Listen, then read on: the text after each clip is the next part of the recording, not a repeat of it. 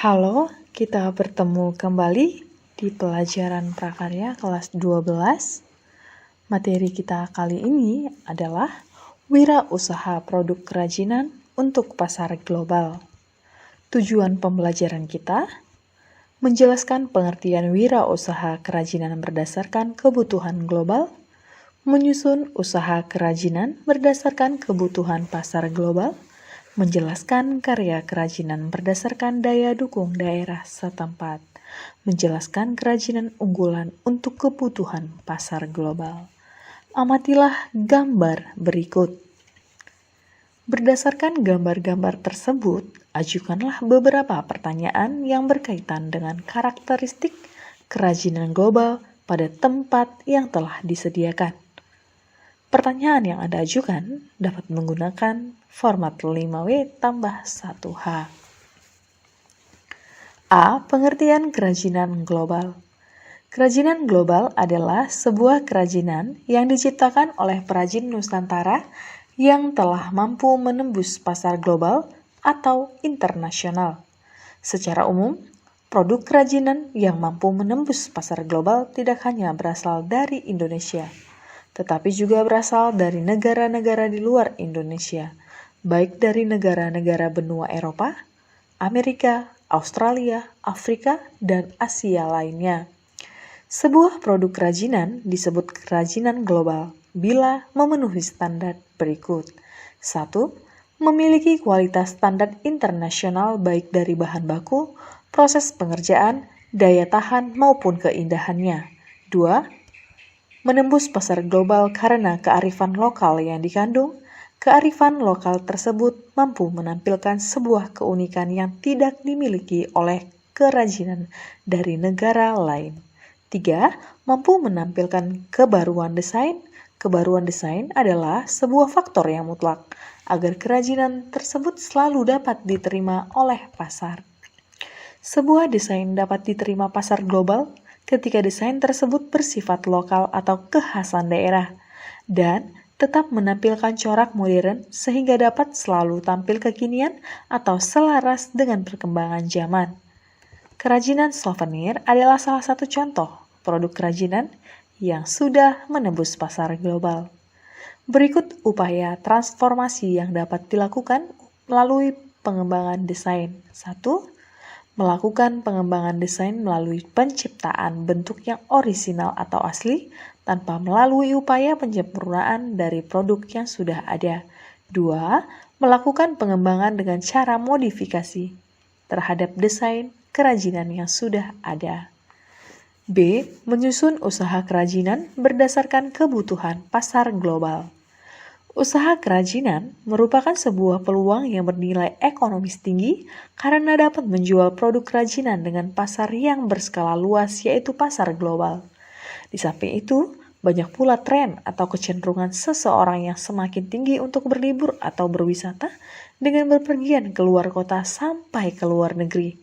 Hal ini menjadi salah satu faktor yang membuat permintaan produk kerajinan sebagai souvenir semakin meningkat. Ketika ingin membuka usaha kerajinan dalam skala kecil, seorang calon wirausahawan memerlukan langkah-langkah yang matang ketika membuat sebuah perencanaan usaha. Perencanaan usaha yang baik adalah perencanaan yang dapat mengingatkan pelaku usaha untuk tetap fokus pada tujuan dan hal yang ingin dicapai. Berikut langkah-langkah untuk memulai usaha kerajinan. 1. Menganalisis jenis usaha kerajinan. Menganalisis dan menentukan jenis produk kerajinan yang akan dijual dan didistribusikan memerlukan persiapan yang matang. Produk kerajinan yang akan ditetapkan harus merupakan sesuatu yang diminati oleh pasar. Analisis break-even point juga perlu dilakukan untuk menentukan potensi yang ada dalam jenis usaha. 2. Merencanakan usaha dengan menyusun konsep yang sesuai. Perencanaan usaha harus dipikirkan sejak awal ketika calon wirausahawan ingin memulai sebuah usaha. Perencanaan usaha ibarat sebuah konsep pengembangan tertulis yang berisi rincian dari gambaran perencanaan keuangan, pengelolaan, pengembangan, target pencapaian, hingga strategi pemasaran. 3. Analisis dari pesaing usaha. Sebagai calon wirausahawan, hendaknya dapat belajar dari pengalaman sukses dan gagal orang lain, terutama dari pelaku usaha kerajinan. Hal ini dapat membantu menciptakan rumus strategi bisnis kerajinan yang terencana. 4. Strategi pemasaran tepat sasaran. Strategi yang tepat akan membantu perkiraan seberapa besar potensi usaha kerajinan yang akan dijalankan. Rencana pemasaran meliputi segmentasi pasar, cara pemasaran, dan promosi yang dirancang sesuai dengan target pasar, sehingga dapat ditetapkan rencana anggaran untuk penjualan, harga, distribusi, dan biaya lainnya. 5. Laporan keuangan. Pelaku usaha kerajinan harus memiliki cara mengelola anggaran keuangan. Agar usaha dapat tetap berjalan secara efisien dan lancar, di samping itu, dalam laporan keuangan seorang wirausaha harus memperhatikan antara keuangan untuk kepentingan usaha atau kepentingan pribadi. 6. Menjaga kualitas produk kerajinan. Seorang wirausahawan kerajinan harus menjaga kualitas produk yang dihasilkan agar produk tersebut dapat bersaing di pasar global.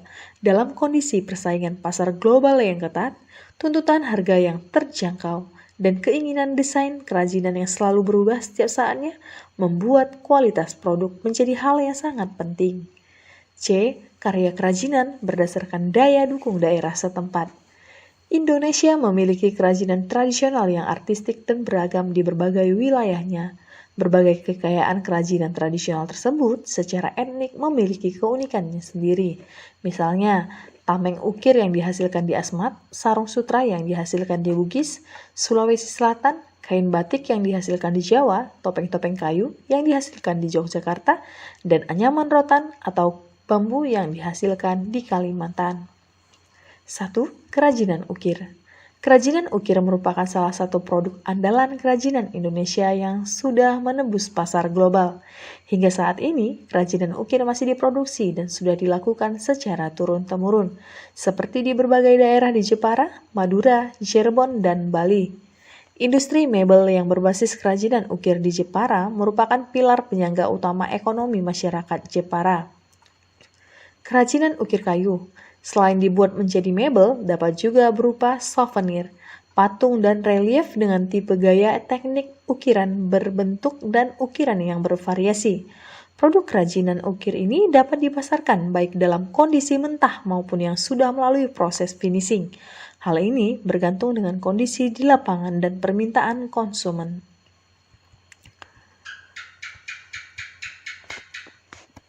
2. Kerajinan batik. Kerajinan batik adalah kerajinan yang bernilai seni tinggi dan sudah dikenal oleh pasar global atau internasional.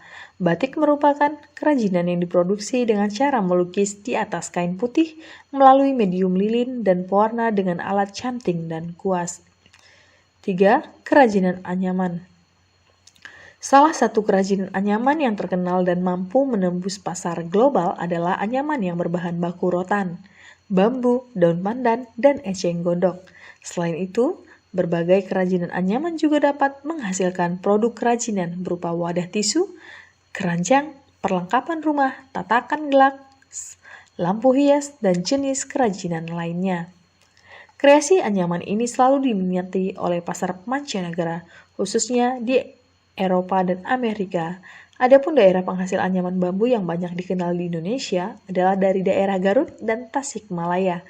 Keranjang yang terbuat dari kreasi anyaman bisa dilihat di contoh gambar di atas. 4. Kerajinan tenun.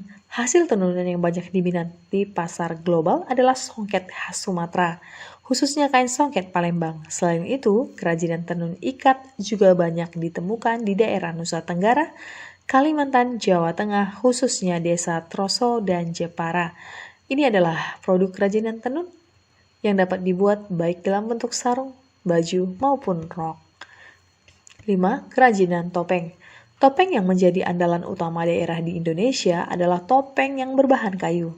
Selain sebagai fungsi hias, kerajinan topeng juga dapat mengaktualisasikan nilai-nilai simbolis.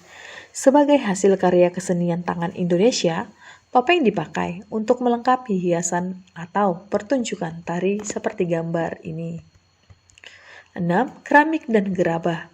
Keramik dan gerabah menjadi produk kerajinan tangan Indonesia yang dapat menembus pasar global internasional.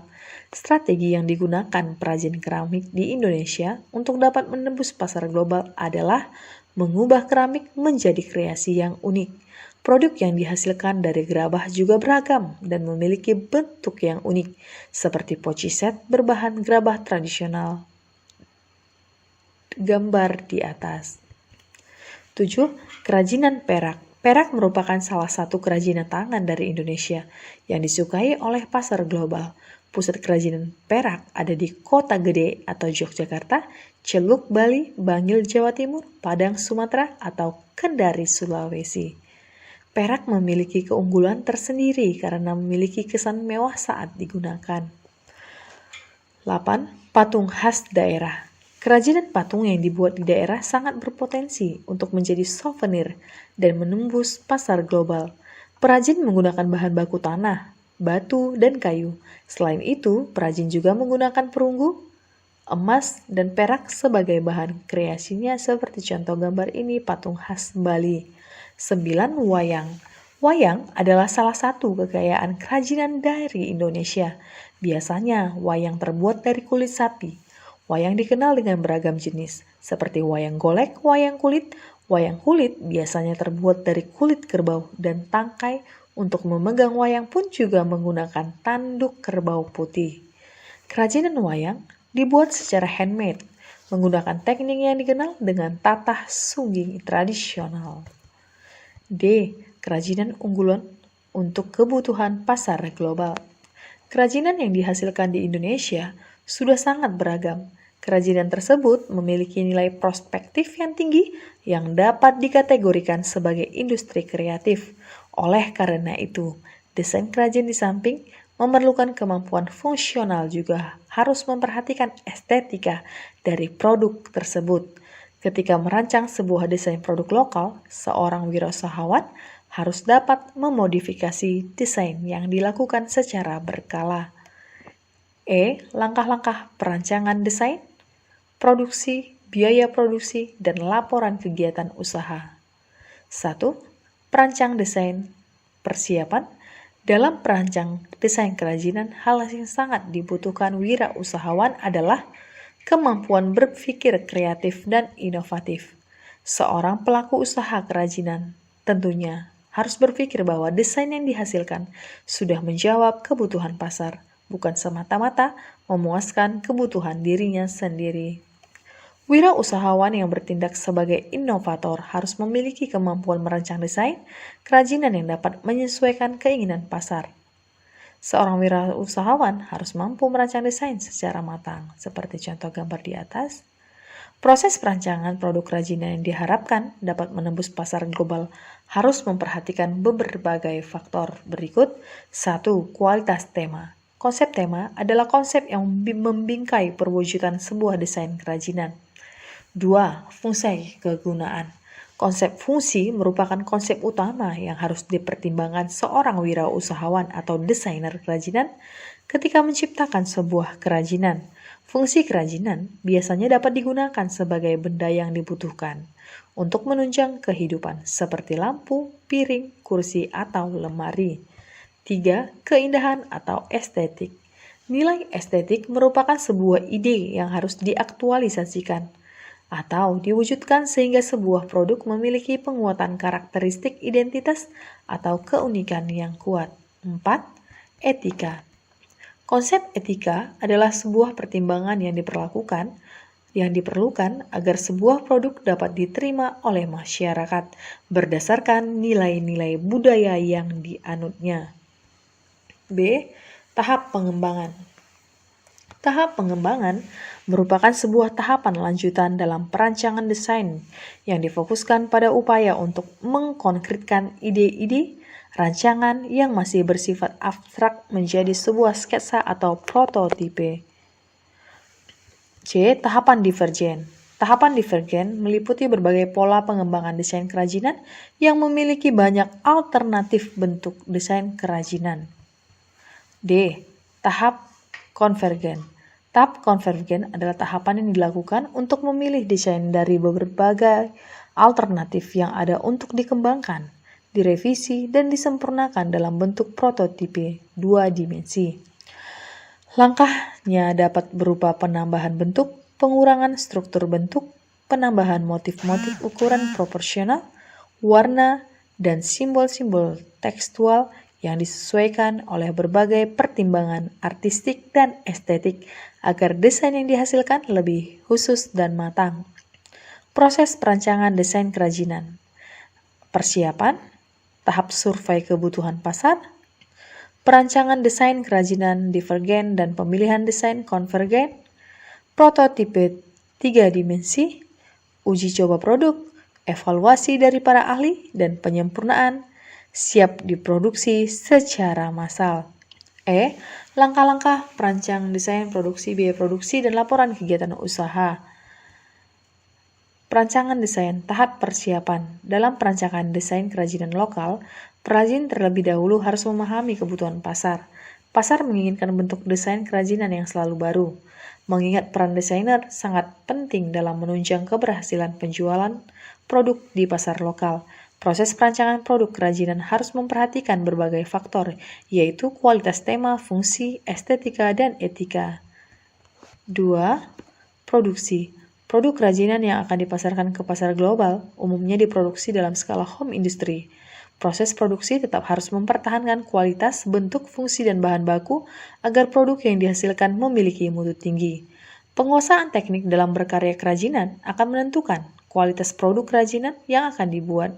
Kerajinan global dapat diproduksi secara massal ataupun diproduksi secara tunggal. 3. Biaya produksi. Biaya produksi adalah biaya keseluruhan yang dikeluarkan untuk bahan baku, tenaga kerja, dan biaya tambahan. Biaya produksi kerajinan biasanya dihitung per unit. Bahan baku adalah bahan utama yang paling banyak digunakan dalam proses produksi. 4. Laporan keuangan. Sistem laporan keuangan harus baik, sistematis, tertata rapi, dan dibuat dalam sistem periodik, sehingga kinerja usaha yang dijalankan akan dapat terkontrol, termonitor, dan terevaluasi dengan baik. Laporan keuangan terdiri atas laporan keuangan, harga pokok produksi, laporan laba rugi, laporan neraca, dan laporan perubahan modal. Secara umum, laporan keuangan yang sering digunakan dalam usaha kecil adalah laporan laba rugi dan laporan neraca. Laporan harga pokok produksi.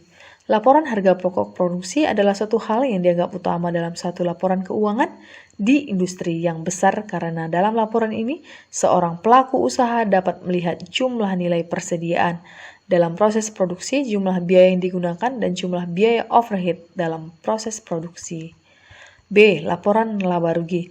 Laporan laba rugi terdapat nilai pendapatan serta nilai beban dalam satu periode yang dapat diketahui nilai laba atau rugi dari suatu usaha yang dijalankan.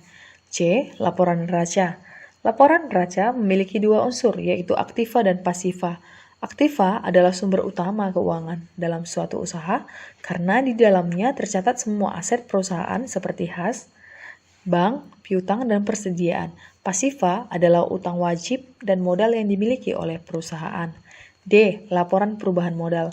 Laporan perubahan modal biasanya berisi nilai modal di awal, perubahan modal yang terjadi karena adanya pref, atau karena hal lain yang tidak ada kaitannya secara khusus dengan usaha yang dijalankan. Menghitung break-even point. Break-even point adalah suatu indikator dalam menjalankan usaha untuk mengetahui titik impas antara jumlah pendapatan dan biaya produksi, sehingga tidak terdapat keuntungan ataupun kerugian.